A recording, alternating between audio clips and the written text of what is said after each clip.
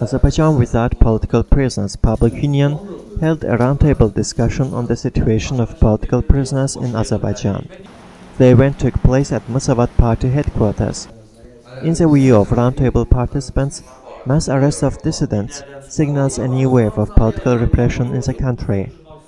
The public union believes that arrests of merchants after their protest near the Bina shopping center, of Ismailir residents who participated in January 26 events, of Baku residents who protested against non-combat deaths of soldiers, and of Nida civic movement activists are all politically motivated.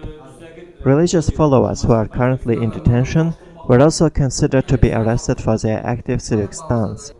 Prosecutor General Zakir Garalov was condemned for proposing a bill to the parliament to extend the period of administrative detention from 15 days to 6 months. It was deemed to be an attempt to render citizens less active in the run-up to October's presidential election. At the conclusion of the roundtable, participants signed a statement condemning political arrests and calling for release of all political prisoners under the expected amnesty.